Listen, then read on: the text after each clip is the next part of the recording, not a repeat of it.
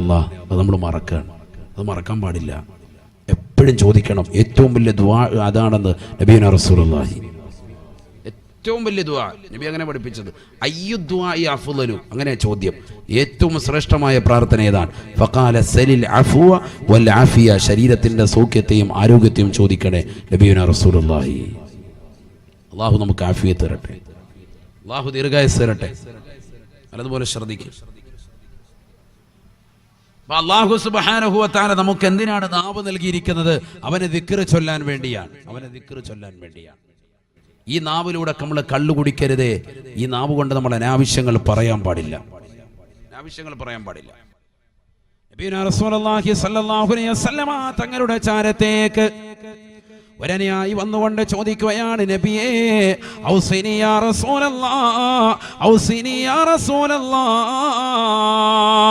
അല്ലാഹുവിന്റെ റസൂലേ, റസൂലേ എന്നെ ഒന്ന് ഉപദേശിക്കണേ നബിയേ, എനിക്കൊരു വസിയത്ത് നൽകണേ നബിയേ, എനിക്കൊരു വസിയത്ത് താ, എന്നെ ഒന്ന് ഉപദേശിക്ക്. അതിനാണ് ചിലർ ഉസ്താദുമാരുടെ അടുത്ത് വന്നിട്ട് പറയും എനിക്കൊരു ദിക്ർ താ എന്ന് പറയും. എന്നതുപോലെ അള്ളാഹിന്റെ റസൂലിനെ കണ്ടപ്പോൾ ഈ സ്വഹാബി ചെന്നിട്ട് ചോദിച്ചു, ഔസിനി എനിക്കൊരു വസിയത്ത് താ, ഞാൻ എന്താണ് ജീവിതത്തിൽ പാലിക്കേണ്ട ഒരു നിയമം പറഞ്ഞതാ.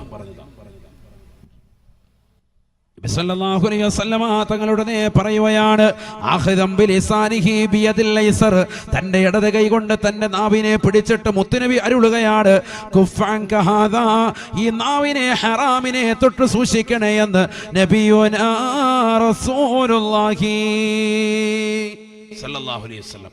ഈ നാവിനെ ഹറാമായതിനെ തൊട്ട് സൂക്ഷിച്ചാൽ നീ രക്ഷപ്പെട്ടു ഹബീബ് റസൂലുള്ളാഹി. ചിന്തിക്ക്. വേറെ ഒന്നും പറഞ്ഞില്ല.